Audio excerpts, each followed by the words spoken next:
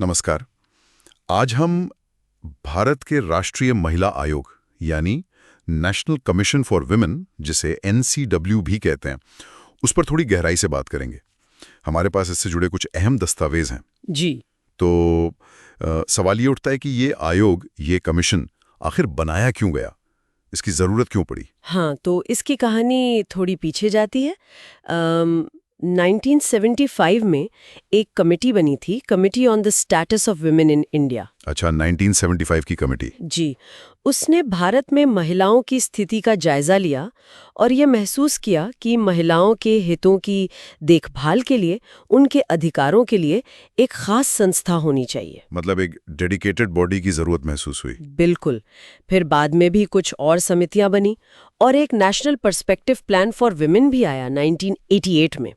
इन सब ने इसी बात पर जोर दिया कि एक शीर्ष निकाय, एक एपेक्स बॉडी होनी चाहिए महिलाओं के लिए। और फिर ये आयोग बना? हाँ, आखिरकार 1990 में संसद ने national commission for women act पास किया और उसी कानून के तहत जनवरी 1992 में इस आयोग का गठन हुआ। 1992 में? हाँ। तो इसका मुख्य उद्देश्य, मतलब कोर ऑब्जेक्टिव क्या तय हुआ? देखिए, इसका मुख्य उद्देश्य बिल्कुल साफ है। महिलाओं के हितों की रक्षा करना, उन्हें बढ़ावा देना और उनके जो अधिकार हैं, चाहे वो संवैधानिक हों या कानूनी, उनको सुरक्षित रखना। ठीक है। और यहाँ एक बात समझना बहुत जरूरी है, जो अक्सर लोग कंफ्यूज करते हैं। ये एक संवैधानिक निकाय है, मतलब स्टैट्यूटरी बॉडी है। स्टैट्यूटरी बॉडी, इसका मतलब क्या हुआ? इसका मतलब है कि इसे संसद द्वारा बनाए गए एक खास कानून यानी एक्ट ऑफ पार्लियामेंट से स्थापित किया गया है।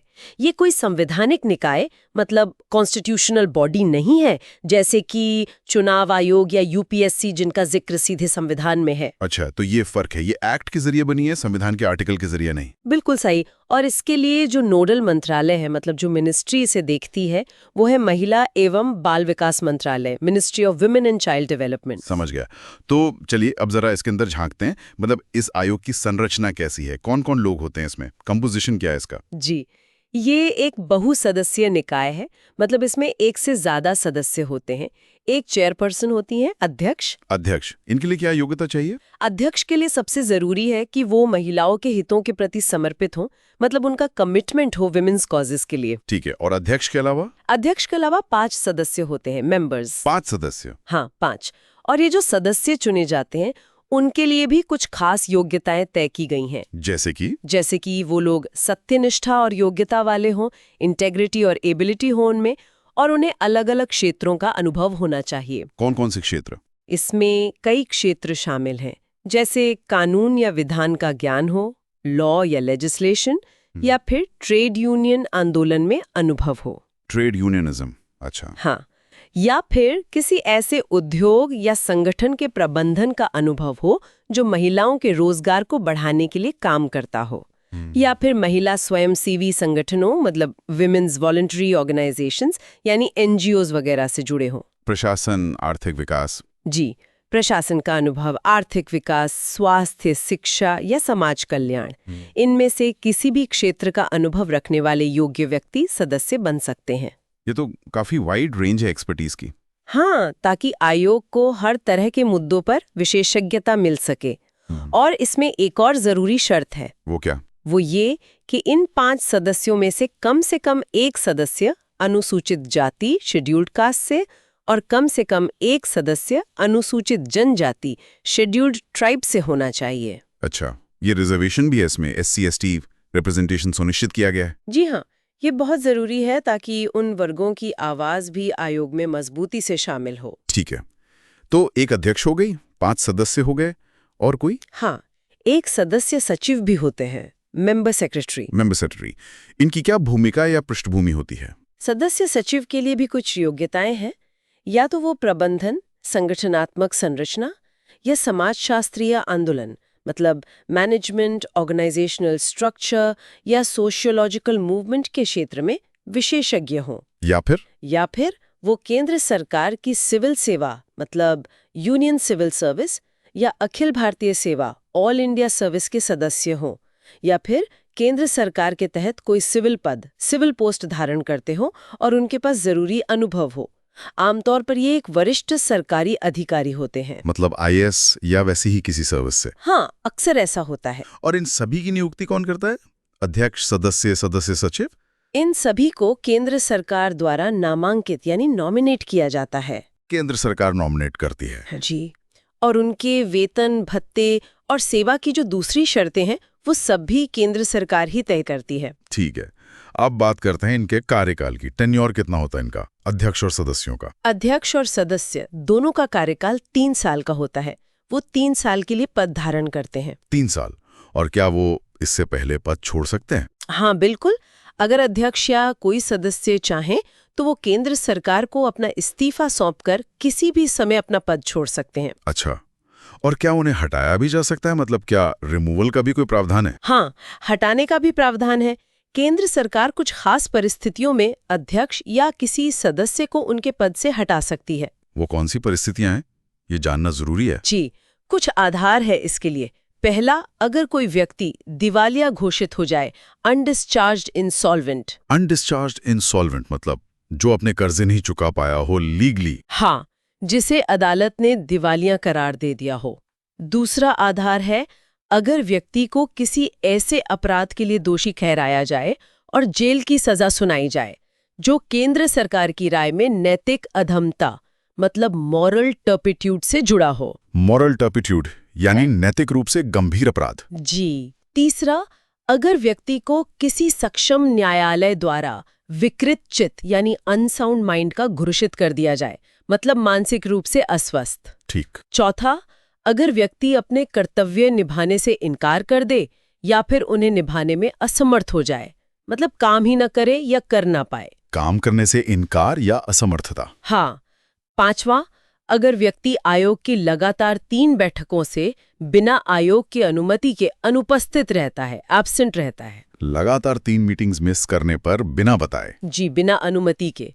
और आखिरी आधार यह है कि अगर केंद्र सरकार की राय में व्यक्ति ने अपने पद का इस तरह से दुरुपयोग किया है कि उसका पद पर बने रहना जनहित के लिए हानिकारक है, detrimental to the public interest. पद का दुरुपयोग, ये थोड़ा सब्जेक्टिव लग सकता है। हाँ, इसमें सरकार की राय महत्वपूर्ण होती है, लेकिन ये आधार भी शामिल है। तो ये मुख्य कारण है जिनके आधार पर केंद्र सरकार अध्यक्ष या सदस्य को हटा सकती है। ये जानना जरूरी था। चलिए अब आते हैं सबसे अहम हिस्से पर। आयोग के कार्य क्या हैं? What are the functions? आपने कहा था कि इसका काम महिलाओं के हितों की रक्षा करना है, पर यह काम ये करता कैसे है?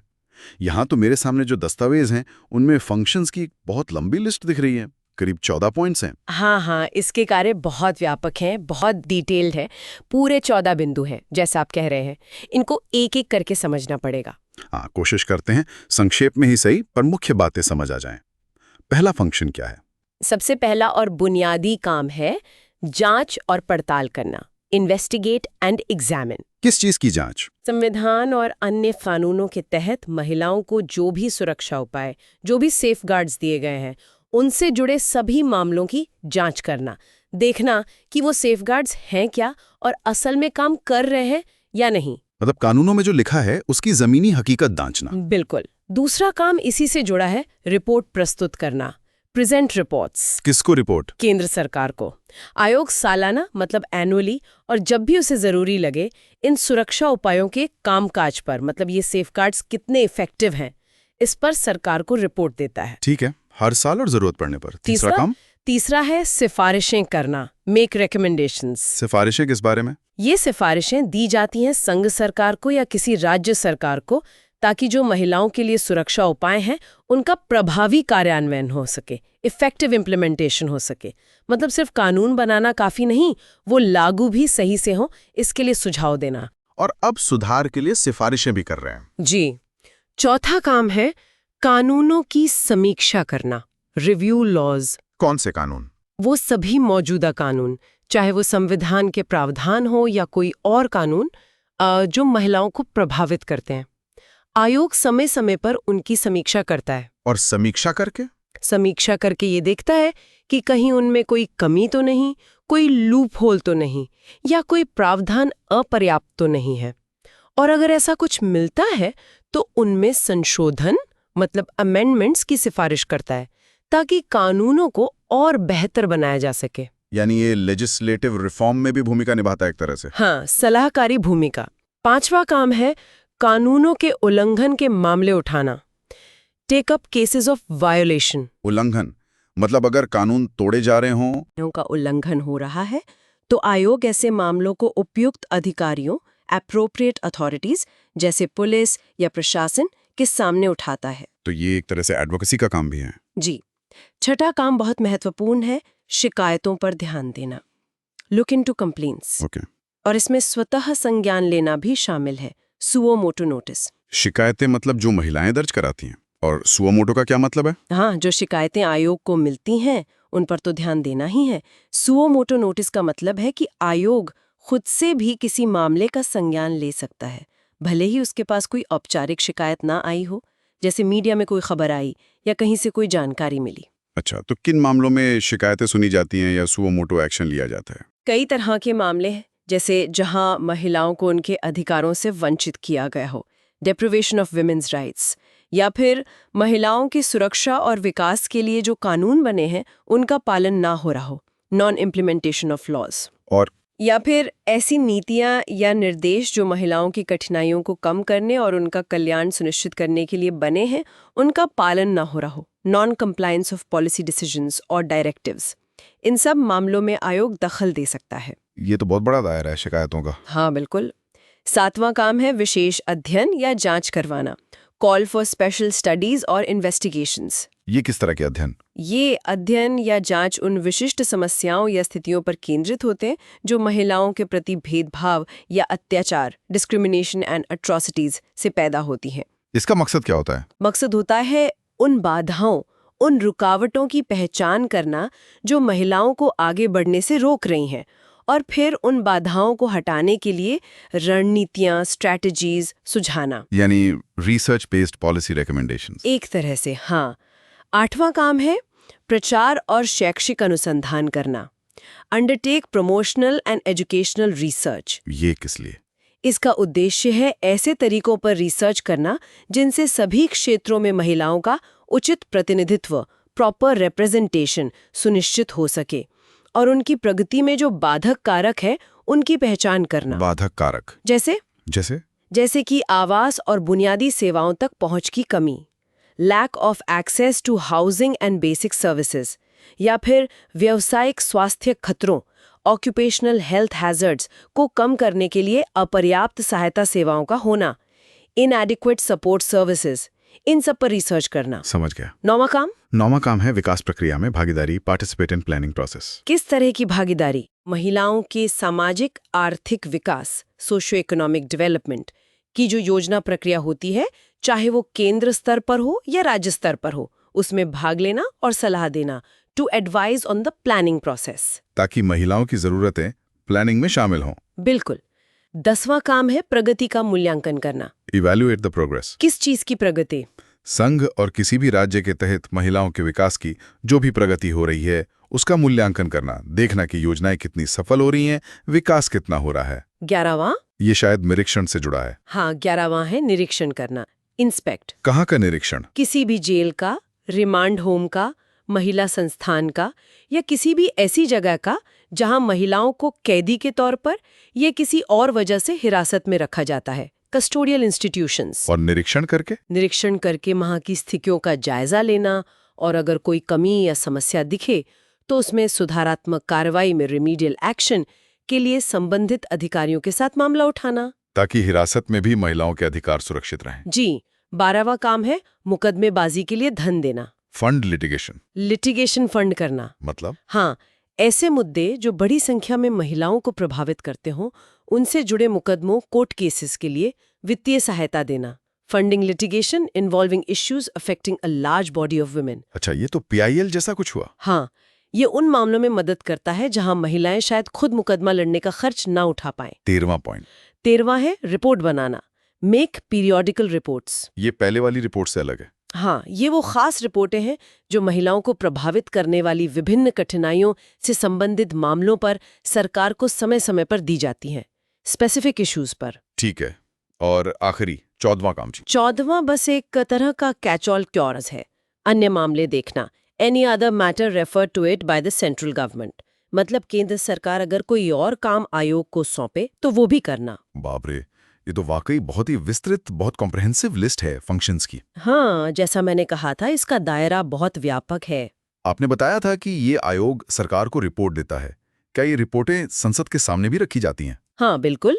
केंद्र सरकार इन रिपोर्ट्स को संसद के दोनों सदनों, लोकसभा और राज्यसभा के समक्ष रखती है। सिर्फ रिपोर्ट, या उस पर क्या कार्रवाई हुई ये भी? नहीं, रिपोर्ट के साथ एक ज्ञापन, एक मेमोरेंडम भी रखा जाता है। उसमें बताया जाता है कि सरकार ने आयोग की सिफारिशों पर क्या कार्रवाई की है, और अगर किसी सिफारिश को स्वीकार नहीं किया गया है तो उसके कारण भी बताने होते हैं, रीजंस फॉर नॉन एक्सेप्टेंस। अच्छा, तो अकाउंटेबिलिटी है। और अगर रिपोर्ट किसी राज्य सरकार से संबंधित हो तो? जारी होती है कि वो उस रिपोर्ट को एक्शन टेकन रिपोर्ट या गैर स्वीकृति के कारणों वाले ज्ञापन के साथ राज्य विधानमंडल, स्टेट लेजिस्लेचर के सामने रखे। ठीक है, प्रक्रिया काफी स्पष्ट है।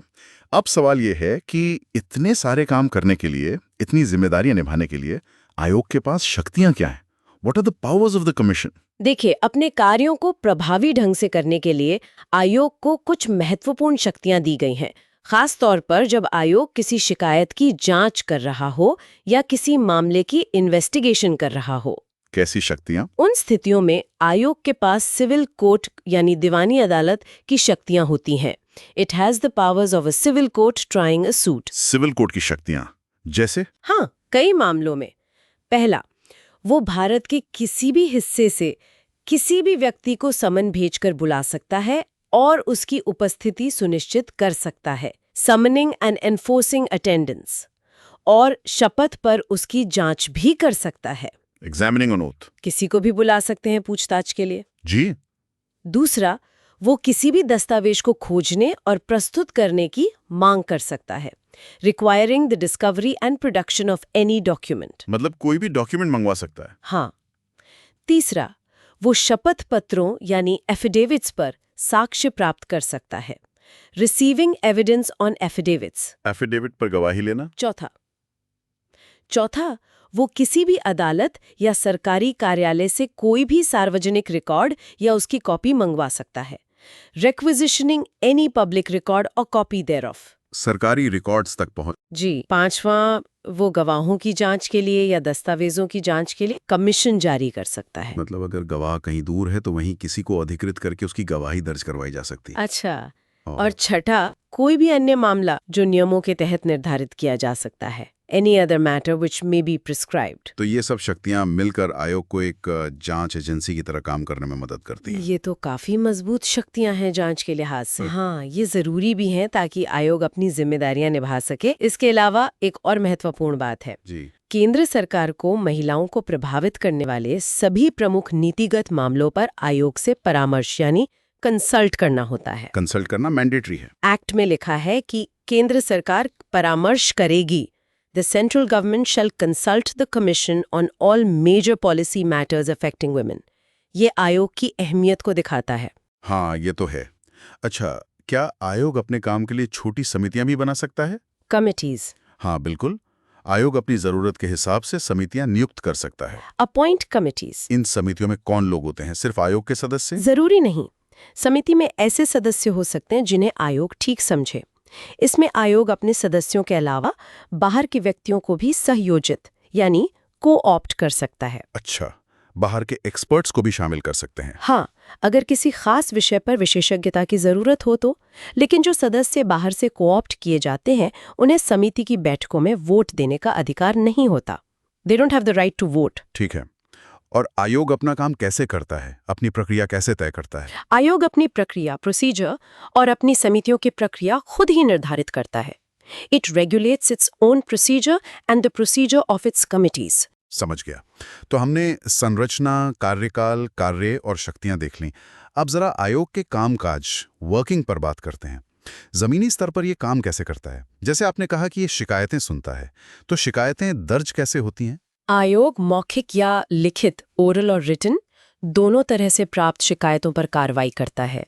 कोई भी व्यक्ति आयोग से संपर्क कर सकता है। अच्छा, और आपने सुओ मोटो का भी जिक्र किया था? हाँ, आयोग सिर्फ शिकायतें मिलने पर ही नहीं बल्कि स्वतः संज्ञान लेकर सुओ मोटो भी मामलों पर कार्रवाई कर सकता है। जैसे मीडिया रिपोर्ट्स के आधार पर या किसी और स्रोत से जानकारी मिलने पर। किस तरह की शिकायतें आमतौर पर आयोग के पास आती हैं? मतलब what are the main categories of complaints? शिकायतों की फहरिस्त तो काफी लंबी है और ये समाज में महिलाओं के सामने आने वाली चुनौतियों को दर्शाती है। मैं कुछ मुख्य श्रेणियां बताती हूँ। जी बताइए। जैसे बलात्कार या बलात्कार के प्रयास से संबंधित मामले, rape, attempt to rape, acid हमले, एसिड अटैक, यौन उत्पीड़न, सेक्सुअल हरासमेंट, पीछा करना या ताकझाक करना, स्टॉकिंग, वोयरिज्म। ये तो गंभीर अपराध हैं। हाँ, फिर महिलाओं की तस्करी या वेश्यावृत्ति, ट्रैफिकिंग, प्रोस्टिट्यूशन ऑफ वुमेन, महिलाओं के प्रति क्रूरता, उत्पीड़न या छेड़छाड़, cruelty, molestation, harassment towards women, cyber अपराध।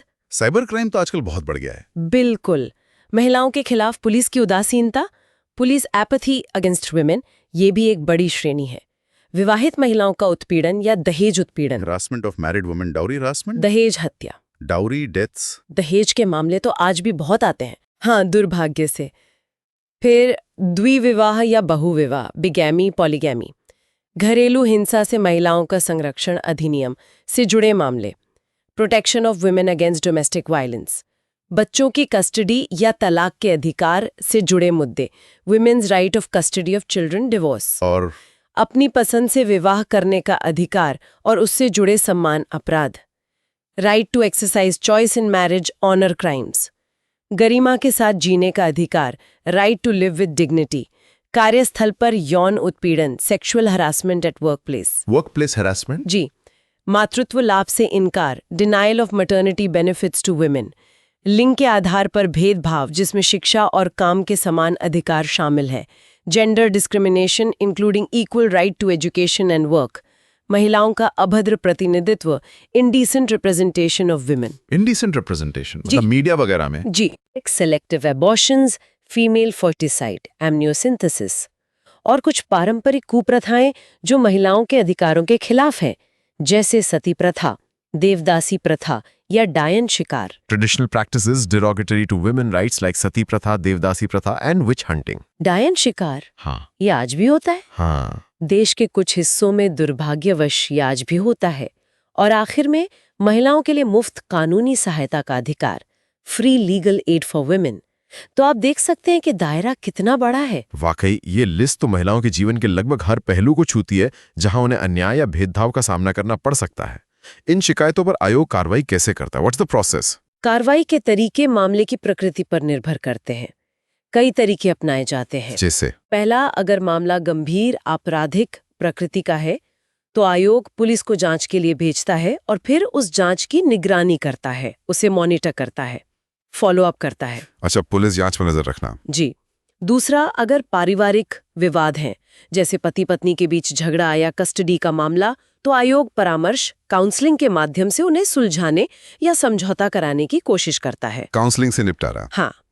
तीसरा, आयोग जो शिकायतें प्राप्त करता है और उन पर कार्रवाई करता है, उससे काफी डेटा इकट्ठा होता है। इस डेटा को संकलित करके विभिन्न राज्य प्राधिकरणों को उपलब्ध कराया जाता है ताकि वो नीतियां बनाने में इसका इस्तेमाल कर सकें। Data for policy making. ठीक है।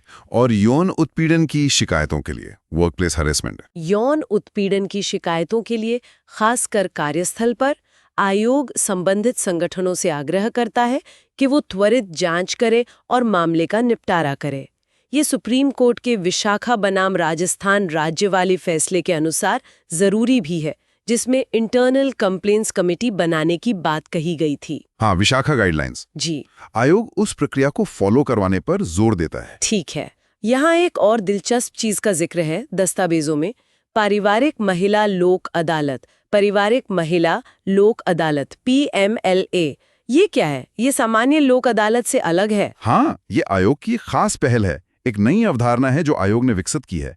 PMLA ये क्या करती है? ये असल में जिला कानूनी सेवा प्राधिकरण, डिस्ट्रिक्ट लीगल सर्विसेज अथॉरिटी, जो पहले से लोक अदालतें आयोजित करती है, उसके प्रयासों को पूरक बनाती है, सप्लीमेंट करती है। किस तरह के मामलों के लिए? खास तौर पे उन मामलों के लिए जो विवाह और पारिवारिक विवादों से संबंधित हैं और जो अदालतों में लंबित हैं, पेंडिंग हैं।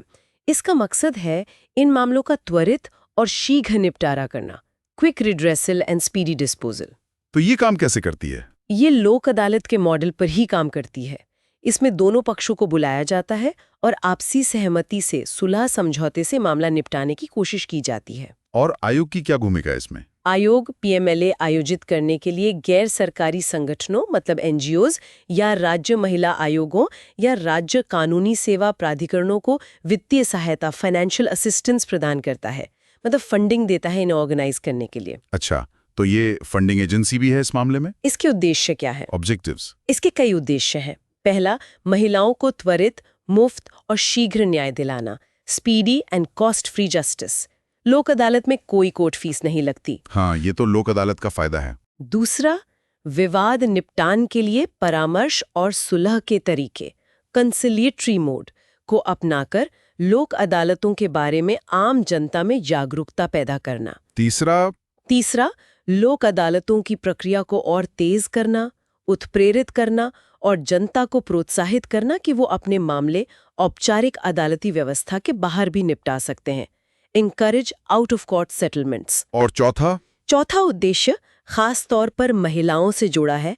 उन्हें न्याय वितरण तंत्र, जस्टिस डिलीवरी मैकेनिज्म में भाग लेने के लिए सशक्त बनाना, एम्पावर करना। ये पीएमएलए तो काफी अच्छी पहल लगती है पारिवारिक मामलों के लिए, लेकिन जो गंभीर अपराध हैं जैसे हिंसा या अत्याचार, उनके लिए क्या होता है? हाँ, जैसा मैंने पहले शिकायतों की श्रेणी में बताया था, गंभीर अपराधों के लिए आयोग का रवैया अलग होता है। क्या करता है आयोग? ऐसे मामलों में खासकर जहां हिंसा और अत्याचार के पीड़ित हों, उन्हें तत्काल राहत और न्याय दिलाने के लिए आयोग अक्सर एक जांच कमेटी, इंक्वायरी कमेटी का गठन करता है। इंक्वायरी कमेटी ये क्या करती है? ये समिति मामले की गहराई से जांच करती है, तथ्यों का पता लगाती है, पीड़ितों से मिलती है और अपनी रिपोर्ट और सिफारिशें आयोग को सौंपती है ताकि दोषियों के खिलाफ कार्रवाई हो सके और पीड़ित को न्याय और मुआवजा वगैरह मिल सके। तो ये एक तरह से फैक्ट फाइंडिंग कमेटी होती है गंभीर मामलों में। जी बिल्कुल। तो हमने आज राष्ट्रीय महिला आयोग के बारे में काफी विस्तार से बात की। हमने देखा कि इसकी स्थापना कैसे हुई, ये एक सांविधिक निकाय है, इसकी संरचना क्या है, अध्यक्ष, सदस्य, सदस्य सचिव, उनका कार्यकाल और उन्हें हटाने की प्रक्रिया जी। और सबसे महत्वपूर्ण, हमने इसके व्यापक कार्यों को देखा। कानूनों की निगरानी करना, जांच करना, रिपोर्ट देना, सिफारिशें करना, कानूनों की समीक्षा करना, उल्लंघन के मामले उठाना, शिकायतें सुनना, सुओ मोटो एक्शन लेना, रिसर्च करना, योजना में सलाह देना, निरीक्षण करना, मुकदमेबाजी में मदद करना और भी बहुत कुछ। हाँ, कार्यक्षेत्र बहुत बड़ा है। हमने इसकी सिविल कोड जैसी शक्तियों की भी बात की और ये भी देखा कि केंद्र सरकार को इससे परामर्श करना होता है। साथ ही ये कैसे काम करता है, शिकायतें कैसे निपटाई जाती हैं और पारिवारिक महिला लोक अदालत जैसी पहल के बारे में भी जाना। निश्चित रूप से ये आयोग महिलाओं को प्रभावित करने वाले लगभग हर मुद्दे को संबोधित करने के लिए बनाया गया एक बहुत ही महत्वपूर्ण सांविधिक निकाय है। इसका उद्देश्य सिर्फ मौजूदा कानूनों को लागू करवाना ही नहीं है, बल्कि जरूरत पड़ने पर नीति और कानून में बदलाव की वकालत करना भी है। Advocate for policy changes. हाँ, ये बात सही है। ये पूरी चर्चा सुनने के बाद और इसके इतने व्यापक कार्यों और शक्तियों को जानने के बाद एक सवाल आखिर में मन में आता है। जी। सवाल यह है कि इतने अधिकारों, इतनी शक्तियों और इतने विस्तृत जनादेश के बावजूद जमीनी स्तर पर महिलाओं की स्थिति में जो अपेक्षित सुधार हम देखना चाहते हैं, उसे लाने में ये आयोग कितना प्रभावी रहा है, और अगर कहीं कमी है तो इसकी प्रभावशीलता को, इसकी इफेक्टिवनेस को और कैसे बढ़ाया जा सकता है। शायद इस पर भी हमें सोचने की जरूरत है। ये बिल्कुल वाजिब सवाल है और इस पर निरंतर विचार विमर्श और मूल्यांकन होते रहना चाहिए।